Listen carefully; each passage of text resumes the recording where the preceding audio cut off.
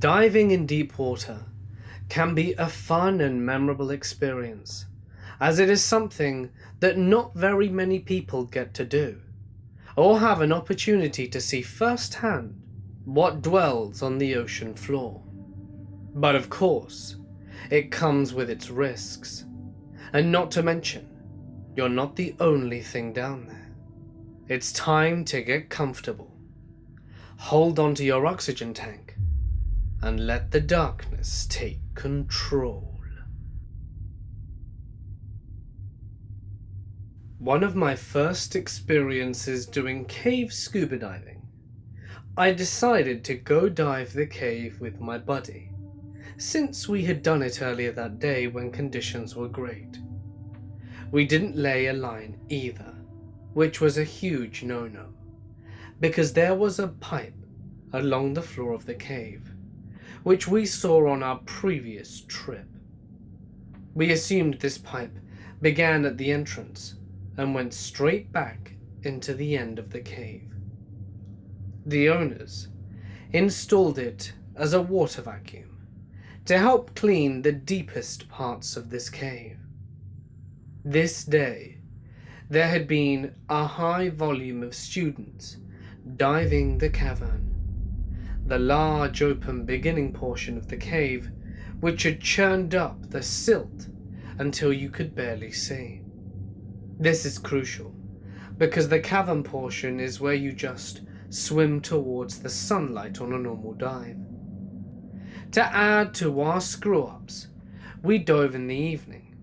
Not realizing the sun would have set, we began to dive confidently, trusting in our misguided failsafe, and swam to the cavern.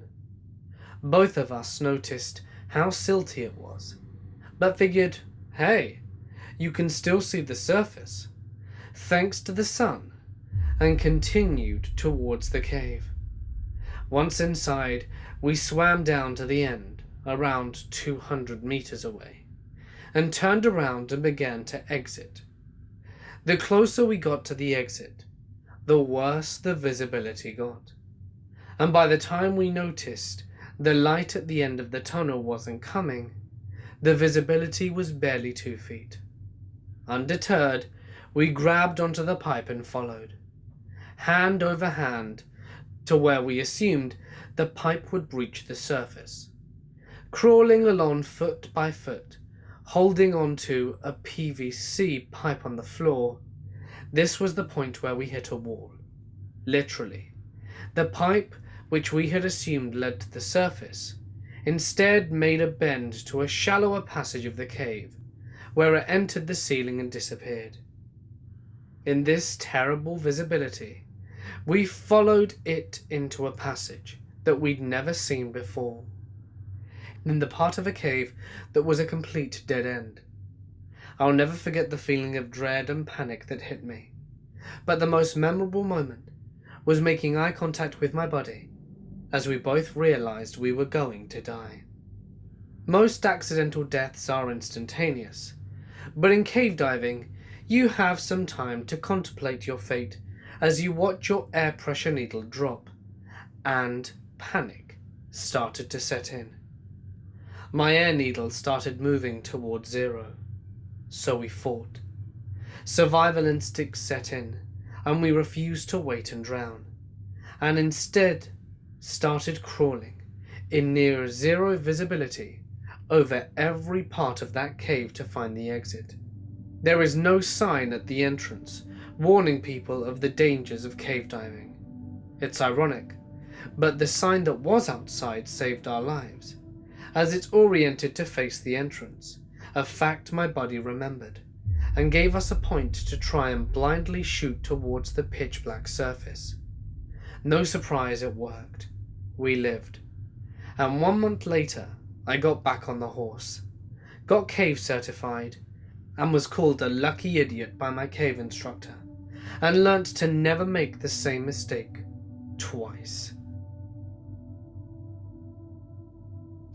I'm a rescue diver in the Bahamas, diving in a submerged blue hole, and a diver went missing. After an hour or two of searching, We went back into the blue hole to see if there were any signs of him, and saw the glint of his watch and his arms sticking out near the bottom. We started descending down to the bottom to recover the body. On the way down, we realized that the bottom was a school of sharks that must have been there for breeding. So many sharks that they blocked the view of the actual bottom. I descended into the darkness, grabbed his arm as I couldn't stand to look at the body, and started ascending. The sharks followed and were circling the both of us, and I had to take a break halfway around 65 feet in order not to get the bends, and was scared shitless. The entire time, waiting to normalize scared shitless. He was struck by a passing boat. I had a dive buddy go out of air on me on a wreck in the St. Lawrence. Thankfully, this was a no-deco dive, under 100 meters of water, and we weren't actually inside the wreck. But the part that made it challenging was that the wreck was right in the middle of the shipping lane, where really large freighters travel, with really high current. So we couldn't just make an easy ascent to the surface. We had to navigate along a series of lines, pretty thick rope tied off on some good anchor points, that had been laid out to give divers something to hang on to if they could pull themselves against the current onto the path of the wreck, and stabilize themselves during the swim back to the anchor line. We were making our exit, and everything was going fine. He was on my long 7-inch hose out in front, and I had a hand on his knees, so we were keeping in good contact. Then, for one moment, I let go of his knee to deal with some gear, and in that split second, he came off the line and got caught in the current, ripping my regulator out of his mouth in the process. I saw him manage to grab hold of another of the lines downstream, and he was hanging on for dear life, completely inverted in a shipping lane, with no regulator in his mouth and no gas in his tank, flapping in the current like a flag in the wind. I bolted towards him as quickly as I could, while still managing to keep my own safety, and gathering up the 7 inches of abandoned hose and regulator along the way. I caught him and managed to get the regulator back in his mouth, but since he was inverted, it went in upside down, and as a result didn't breathe like it should. He fixed that himself, but slipped off the line that he was holding onto in the process. I managed to get a hold of him, but not without having to let go of the line myself. I ended up hooking both of my feet around the line to keep us both in place. Somehow I managed to pull us both back down to where we could grab hold of the line. It was at this point that another diver in our group saw what was going on and assisted, and from there we were able to get back to the boat without any further incidents. I was on a wreck dive off Oahu, down about 90 feet, with an ex-girlfriend and the owner of a local dive shop. The ex and I are experienced divers, and we were all just messing about, checking out the wreck and the turtles nearby. There had been a group that was on the wreck, but they had left as we descended, so it was just the 3 of us. About halfway into the dive, another person shows up, alone. He got the attention of the dive shop owner, and after furious scribblings on slate, the shop owner came over to us and wrote out, "You both stay down here and finish your dive. I'm taking him up." and then turned to the other dude and gave the guy his octopus regulator to breathe from. We didn't really know what was going on, so we had a perfectly lovely dive, got some good pictures, and ascended as normal. When we got back to the boat, we heard the story. The other guy was from a different boat and had been diving a totally different dive site. He somehow got separated and lost, and had somehow drifted about a mile away from where he went in.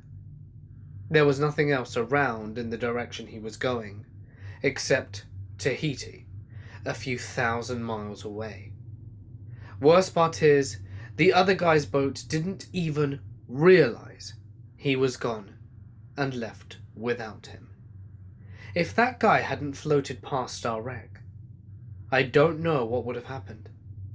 The current pushes you away from land where we were, and since the boat didn't even know he was lost, he would have been floating out there for a long time before someone realized they had a missing diver. One of my first dives was in shit show conditions.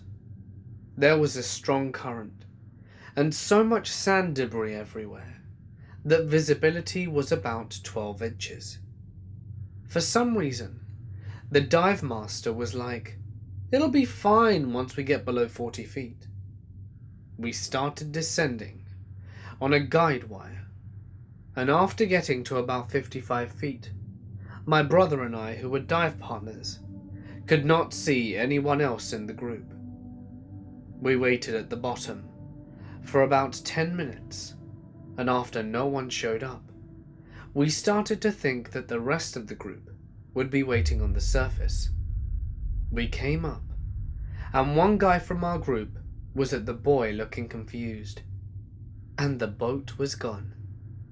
Turns out there were so many problems that the boat had driven away, so that the waves couldn't throw it on top of us. But there were such large swells that the boat couldn't locate us. We floated for about an hour before finally getting the boat's attention and being picked up.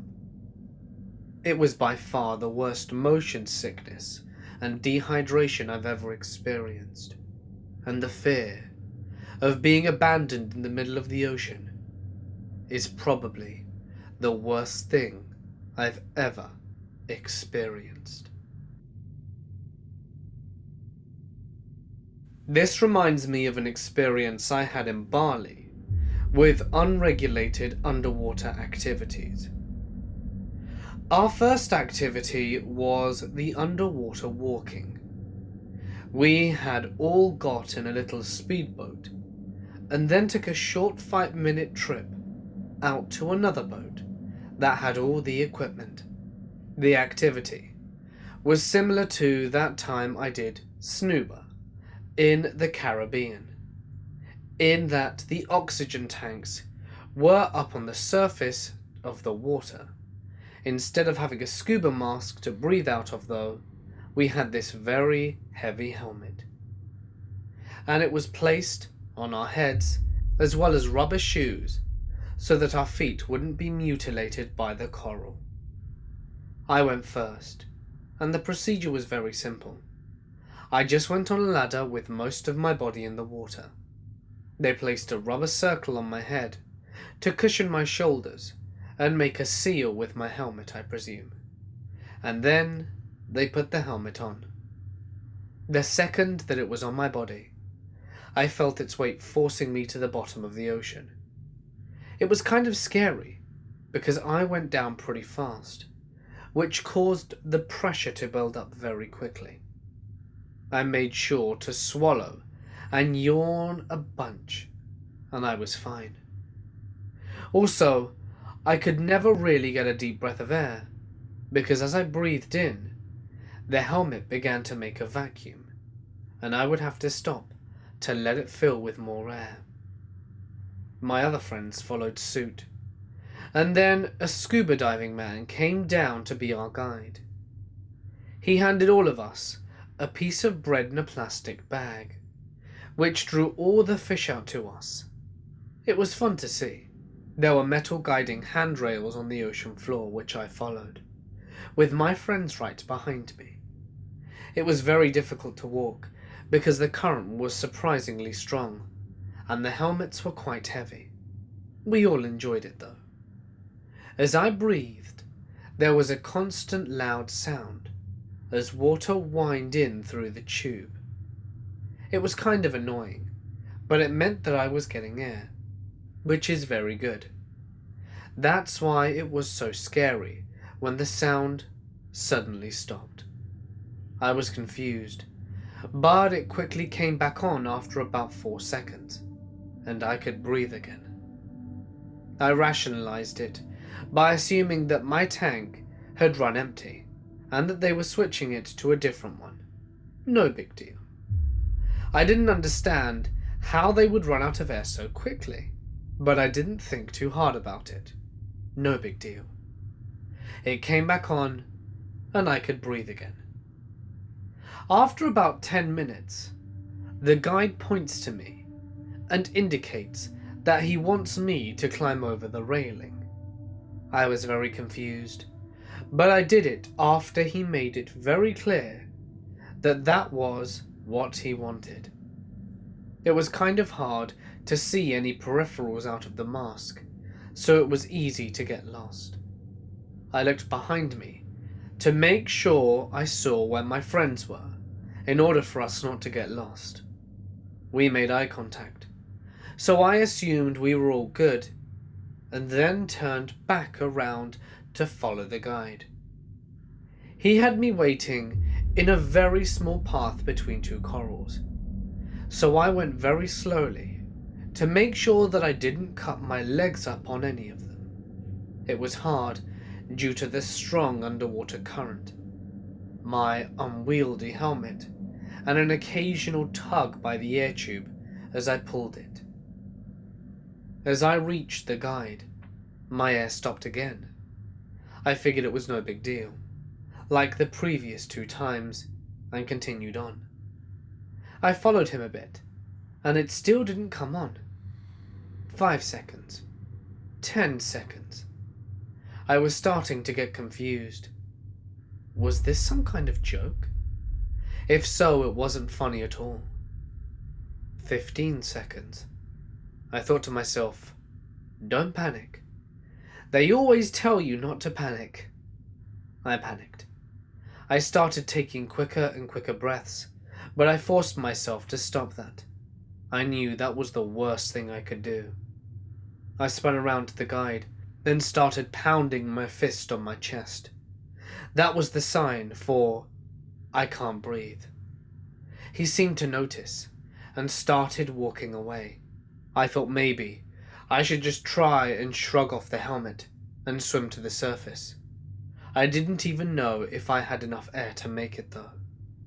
I didn't know if the boat was above me, and I didn't want to hit my head. I didn't know if I could actually shrug it off, and I didn't want to get the bends. So I figured it wouldn't be a good idea. After 30 seconds, I started to notice that I was getting less and less oxygen with each breath. Water was starting to fill my helmet, and I had to look up to breathe what little air I had. I grabbed hold of the guy's arm so that I wouldn't lose him, and also so that he would understand the gravity of the situation. I gave him quite the death grip. 40 seconds. And I saw the ladder of the boat. I knew that all I had to do was make it there and I would be okay. I must have gotten some sort of adrenaline rush, with a renewed hope, because I almost forgot about my lack of air.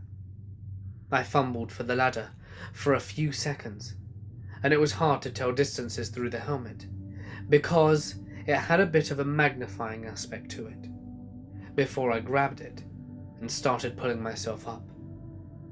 As I broke the surface, air came rushing into my helmet, and I took a nice deep breath.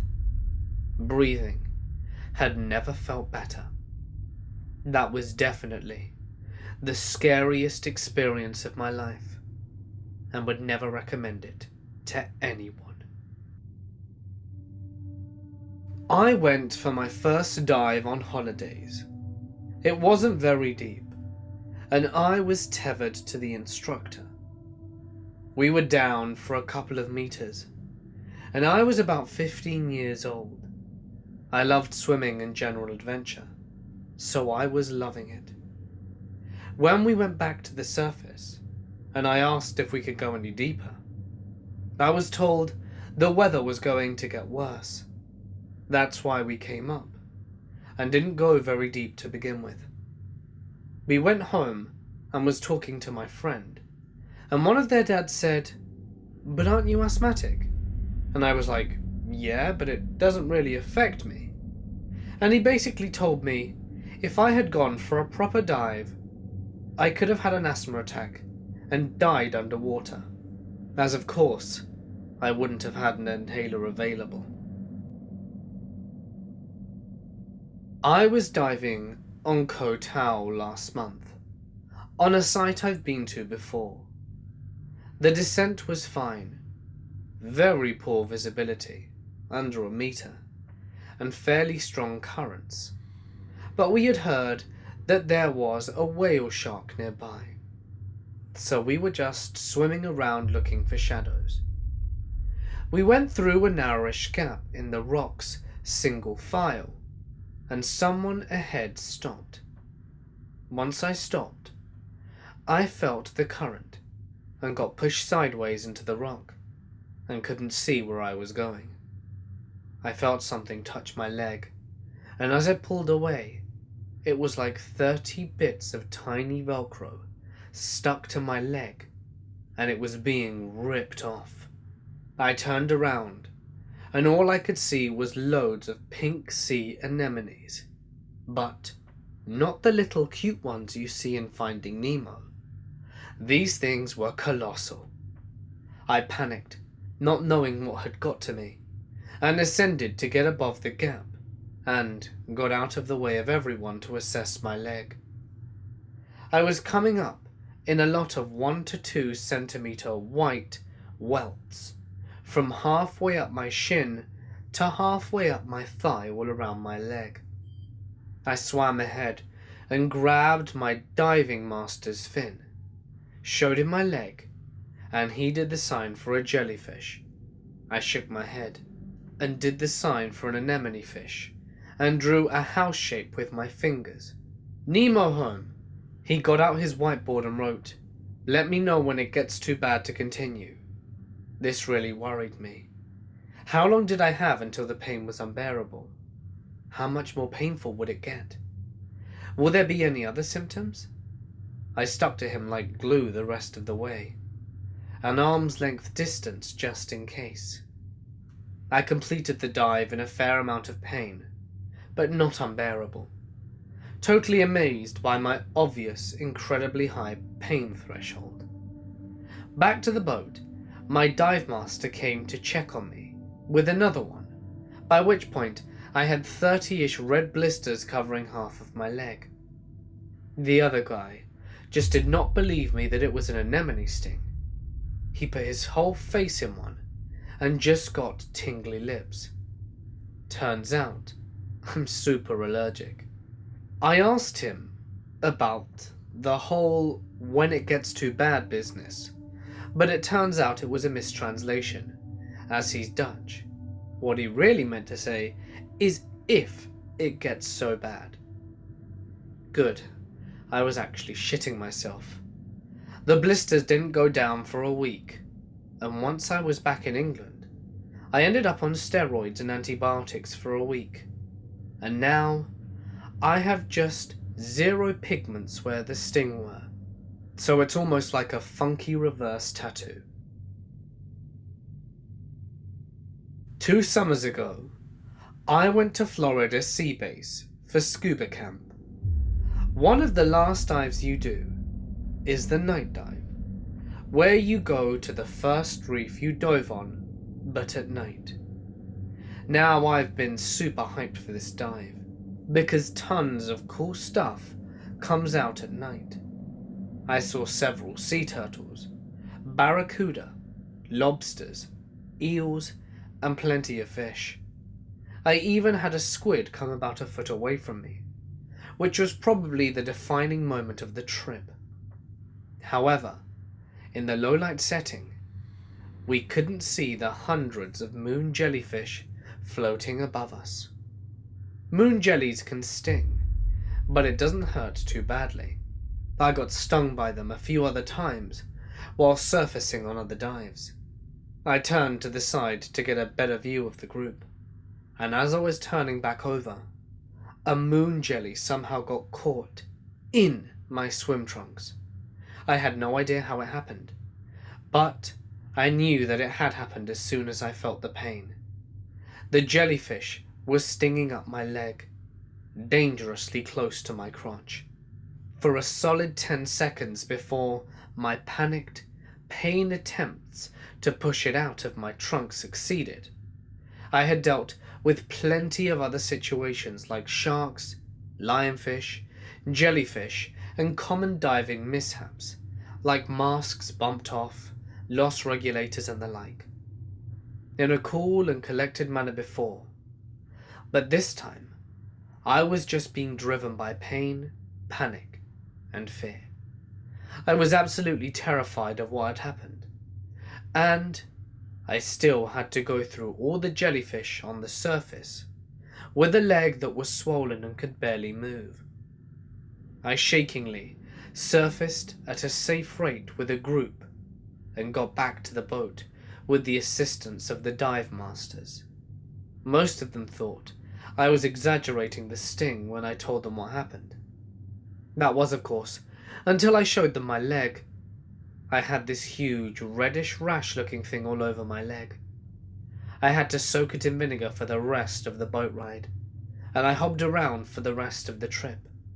But it was all worth it, because I saw a squid.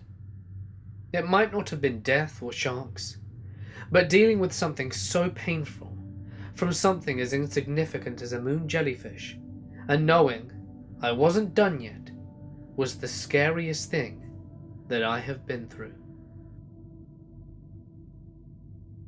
I was on my first real dive after getting certified. My cousin drove me to Monterrey, and we drove to the same beach where I got certified. 5 to 10 minutes into the dive, we're greeted by a couple of sea otters. We're right next to a jetty, so I move closer in and attempt to stay stationary, so I can just sit and watch the sea otters. My cousin has been right above me the whole time, so when I feel a poke and pinch on my armpit, I think it's just him or his flipper hitting me.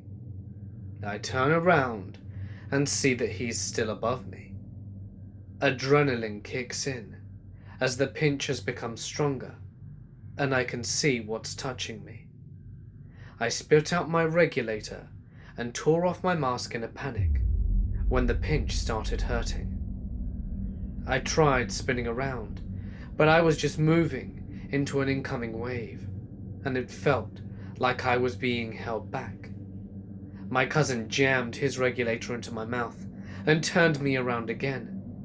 I thought he was trying to hug me. He had his arms around me and then let go. He grabbed my regulator and his own and then swapped them. Then he turned me around again, and a giant spider crab was retreating into a crevice, into its boulders behind me. My cousin had said it had at least 2 claws on me when he saw me pulling my mask off. He told me he understood my panic, but he never took me diving again, and I've never wanted to since. I'm sharing this story in memory of my late father.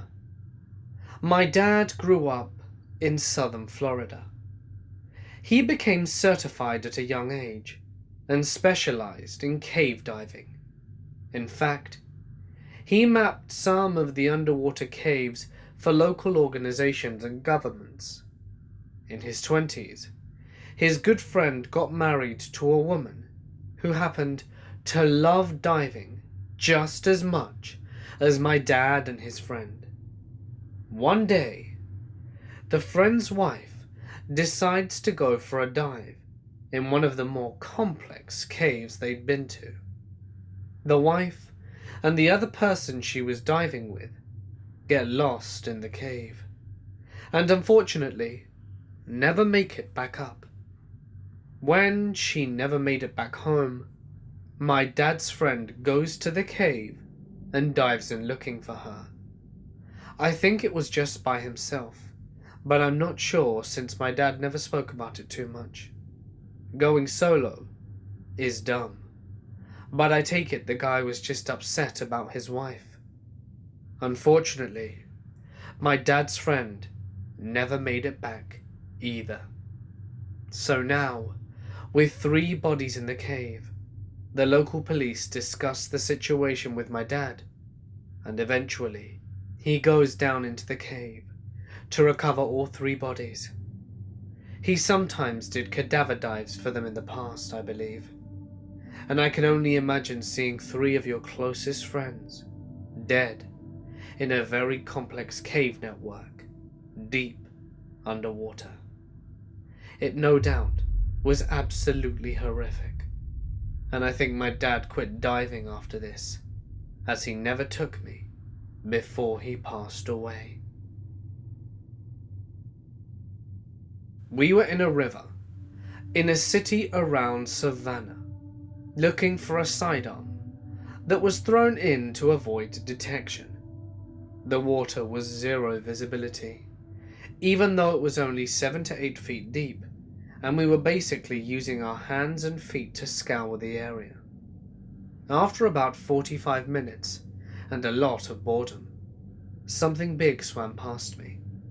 It never touched me, but pushed the water around me enough to flip me over head over heels. Imagine being underwater and pushing your hand past your face as fast as you can and feeling the water rush by. I felt 4 tugs on the landing line telling me to surface, so I immediately tugged the line that was attached to my partner 4 times and started to ascend. When we got to the surface, the guys on the boat started screaming at me to get out of the water. A giant gator was seen entering the water and swimming in our direction. Even the local guy was a healthy shade of green. 10 years later, I still think about the alligator I never saw. I was doing a live abroad off the coast of the Cocos Island, which is part of Costa Rica, with my dad and brother about 6 years ago. I was about 20 and had been certified since the age of 16. So, although still relatively new, I had some decent experience. So one morning, we were heading to a dive location, and the weather and water is fairly rough going.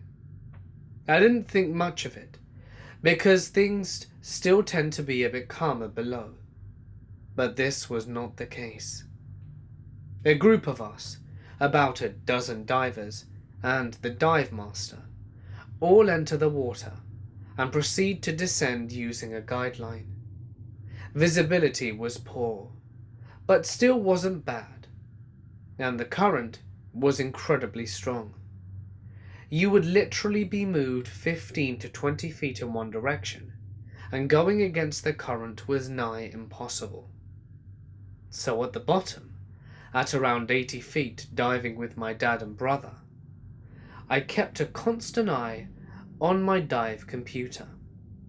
I know the threshold for what's safe and when to start to head to the surface.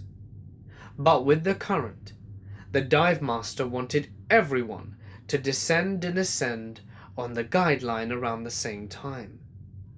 I see my air starting to get low, and I knew that I had burned through it quickly due to the strain of the current. So I signal my dad what my air level is at, and that I think we should head up.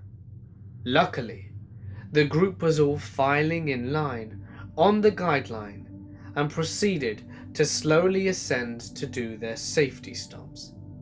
At this point I was relatively calm, but as I realized I was one of the last divers in line to go up, I started to get worried about air. Well, to speed up the story, I ran out of air at around 80 feet in strong current, and had to buddy breath with my twin brother on the way up. In retrospect, although running out of air is never good, I was still not in too life-threatening of a situation, as there were plenty of divers to share air with just in case anything went wrong. But the whole situation still shook me up, as it probably would most people. When I got back to the main boat, I pretty much broke down, and other than taking a quick dive the next day to see if my nerves could handle it, I've never been since. I, however, told my dad recently I might want to take it up again, and not let this incident ruin diving for me. For some, sharks are their fear about diving. For others, it's drowning. But for me, it would have been running out of air and being unable to avoid my certain death on the sea floor. I went snuba diving, which is air tanks on surface and air delivered by hose, for the first time about 8 years ago. And on my second trip down, the instructor returned to the surface to check my tanks. I was 15 feet down, and my mask began filling with water, and I couldn't clear it. I could still breathe through my mouth, but I made the mistake of looking up to see how far I would have to swim to reach the surface if breathing was a problem.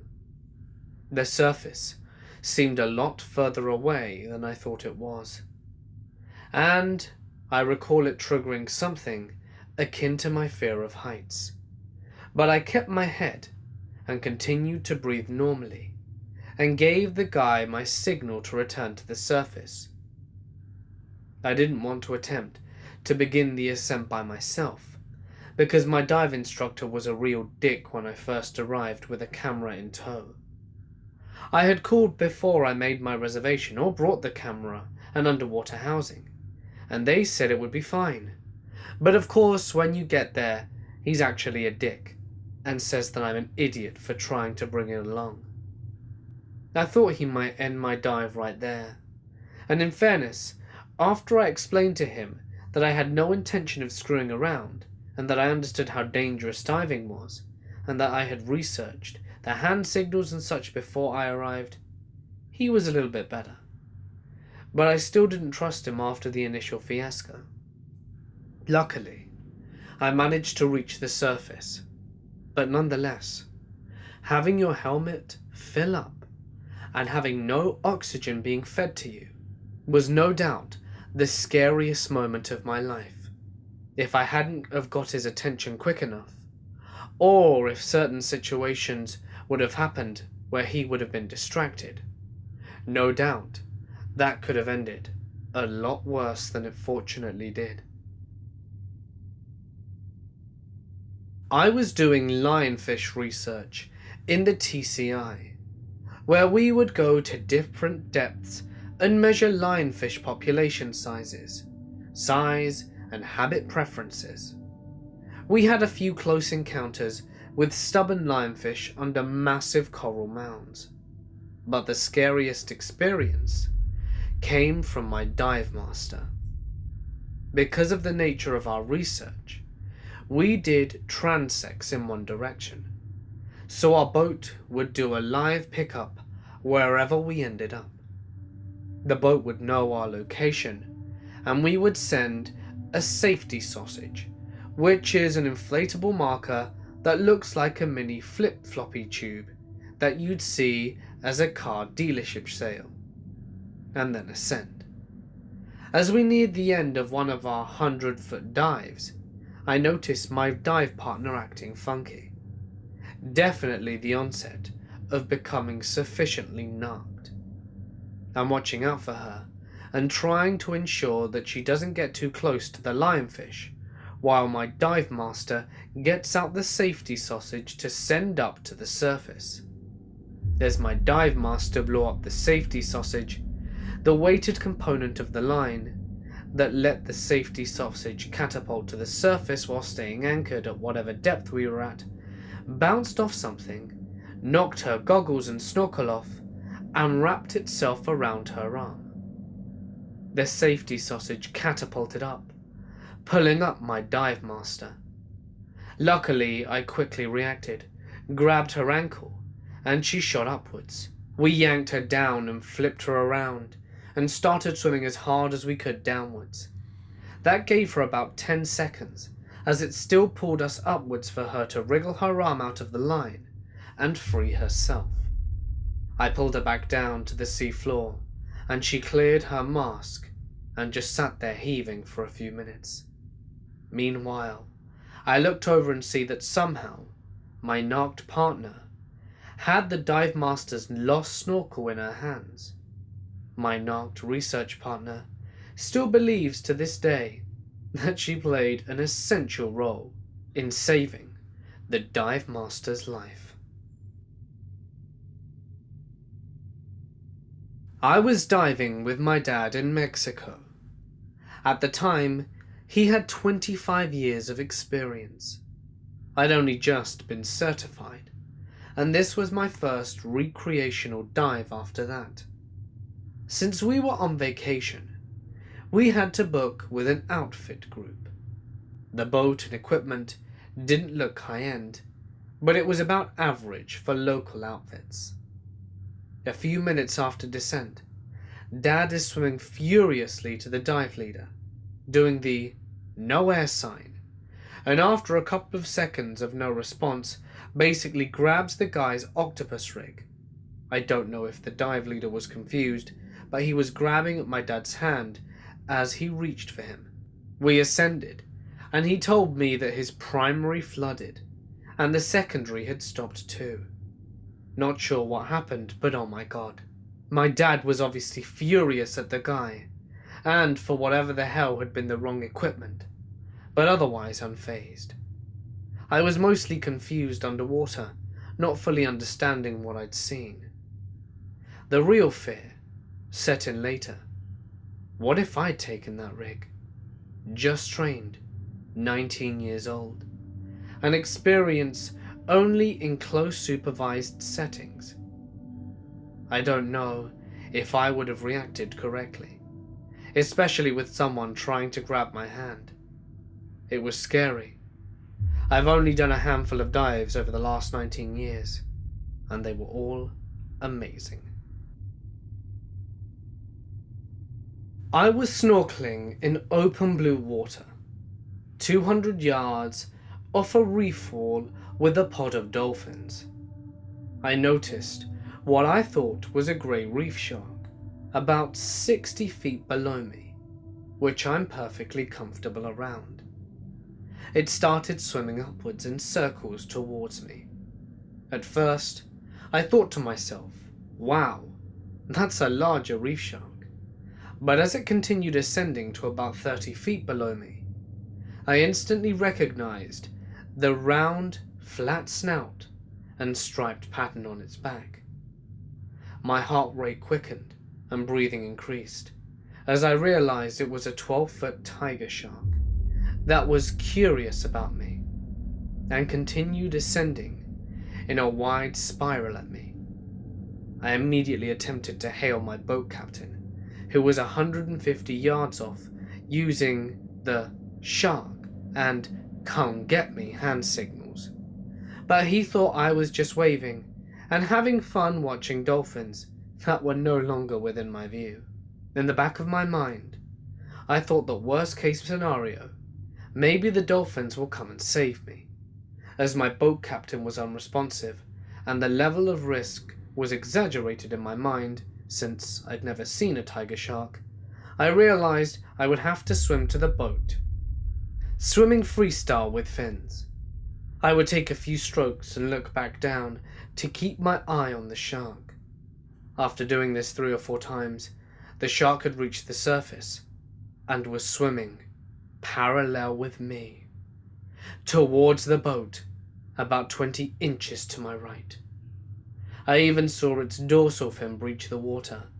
Then, as a result of the moderate chop, I lost sight of the fish. Not knowing where it was freaked me out even more, and I broke into a full sprint towards the boat, no longer trying to keep my eyes peeled for it.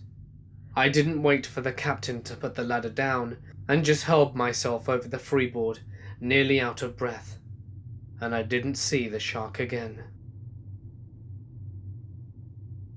My college required 1 gym class to graduate, but the classes they offered were actually pretty fun. So I took scuba diving. During my basic certification dive, my regulator started free-flowing.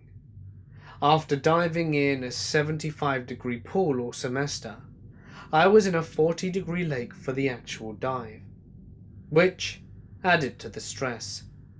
We were trained in how to deal with a free flow, so I did what I was supposed to do. Unfortunately, I sucked water. That's really scary when you're 35 feet from the nearest breathable oxygen. And I panicked. I signaled the dive master, and we flew to the surface very quickly, with me using his secondary regulator. When I got up there, I was too freaked out. He had the presence of mind to reach between my flailing arms to inflate my BCD, and likely saved my life. That at least kept me on the surface of the water. When it was all said and done, I couldn't put my face underwater without having a panic attack. I went on to eventually get my advanced open water diving certification, but the first couple of dives after that first incident were incredibly tough to do. I was cutting an 8-inch pipe with a reciprocating hydraulic saw in about 30 feet of water. The guy before me cut all but the last few inches of the pipe and called it a day. I had never cut a pipe before. Before I got in though, I asked the previous guy what was up. He told me to stand on top of the pipe and push the saw down in the cut with 1 foot, while holding onto the crane straps that were attached to either side of the cut. I jumped in, got down to the cut and started to saw. I had my face real close to the pipe, because visibility was only a few inches. When I was going to make a few strokes to make sure the saw was lined up, then I climbed on top, and after about 20 seconds of cutting, the pipe snapped, and it hit me in the face. Well, in the faceplate. It put a nice nick in the face ring, and knocked me back a few feet. The thing is, if anything had been behind me, I would have been crushed, which is something horrifying to think about. I am a dive instructor, and I certify people at the Ginny Springs. I was there the day before the students were going to show up, and decided to do a drift dive to look for GoPros or hidden treasures at the bottom of the river. I've done it hundreds of times and never ran into any issues, but this dive, Judy went south. I was diving a backplate and wing setup with an 80. Drift diving with 3 other instructors and helpers. Start the drift dive and head straight to the deepest part of the river, which was about 25 feet. It had also been raining really badly, so visibility was about 6 inches with a 300 lumen light. Worst I've had. So I had my face on the bottom searching for stuff. About 15 minutes into the dive, I just stopped. I figured I just ran into a log. I can't see shit, so I back up and something moves across my back. I'm like, what the hell? What was that? So I spin quickly, and my leg rips out my mouth, and I drop my dive light. It's attached to my wrist, but I can't get the light back. It's caught on something. So I use my left hand to grab my octo from my clip around my neck, but it's not there. I'm not really worried, just really confused, and I can't see shit. So I decide to just go up. In 35 feet of water, no problem.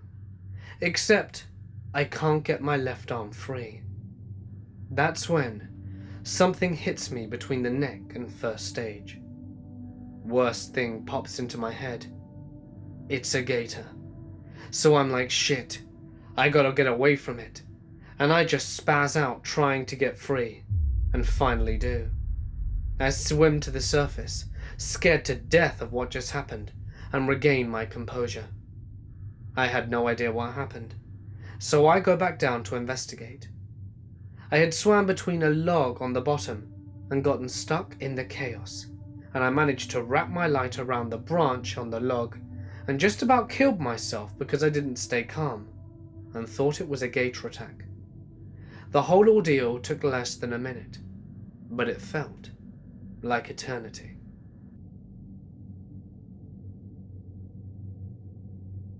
I am a PADI, a NAUI instructor living in the Florida Keys.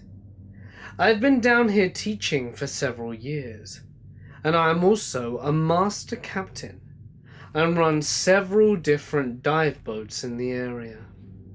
Yeah, animals are pretty scary. Situations with them are somewhat unpredictable, but for the most part, you would know exactly what to expect. Shark? It will investigate a bit, then based on how you react, it will decide to leave you alone or investigate further. Barracuda will check you out for a while, but are huge bluffers. The whole thing that they go after shiny stuff is a total myth. Shiny objects makes them interested, but no cuda is dumb enough to challenge a human because it sees a pair of earrings.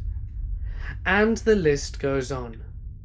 But for me, it's the tiny dangerous creatures that get to me, and the biggest and dumbest creatures, the human beings. I would rather go 10 rounds with a big scary shark than go on a dive with a panicky human. I don't think that there's anything down there that isn't as scary as the infamous fellow man. I can group my stories into animals, non-animals, and human scares. Regarding animals, I did a night dive on the wreck of the Spiel Grove, an excellent dive.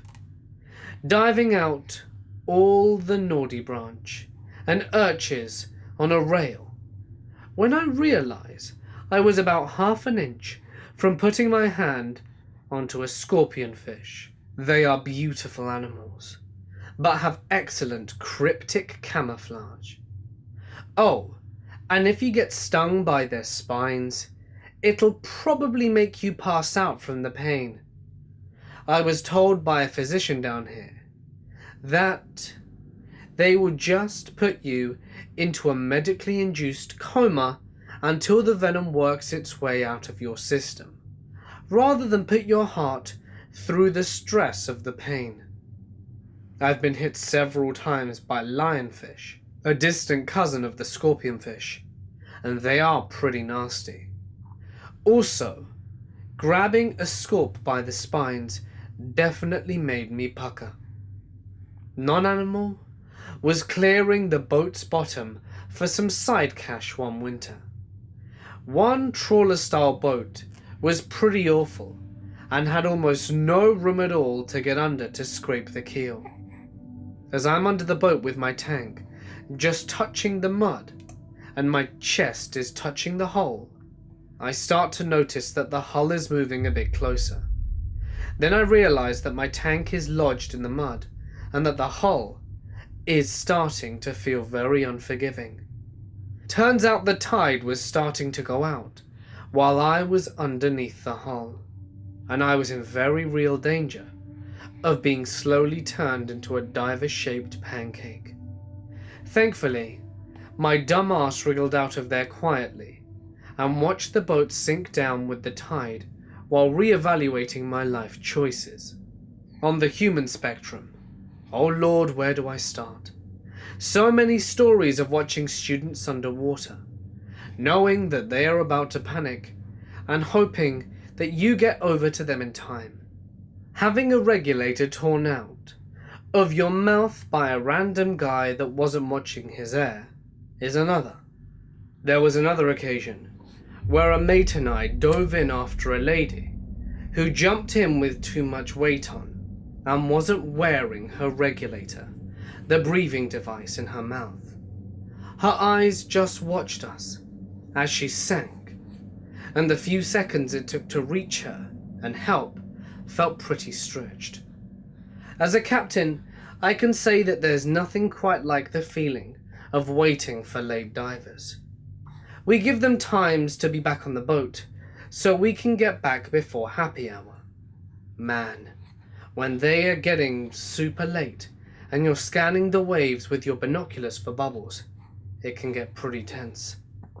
I've never had someone disappear on me, but I've had plenty of rescue situations where afterwards my hands would start to shake if I wasn't holding the steering wheel.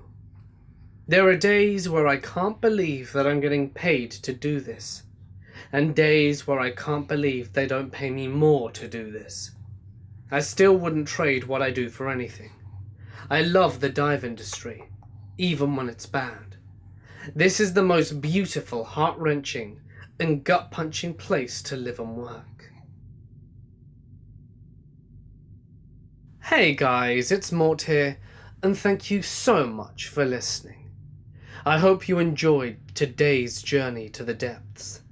It was my first time doing diving stories. I was actually going to do ocean stories, but in the end managed to find a heap of diving ones and thought that you guys might like an interesting perspective. If you did enjoy it, please do remember to drop that magic like and hit the little bell icon and subscribe in order to keep up to date with everything I post. If you have a story that you wish to share with me, all that you need to do is share it to my Reddit page or go ahead and send it to my email. Both of these can be found in the description. But anyway, for now guys, I'm going to sign off. Stay awesome, and I'll see you in the next one.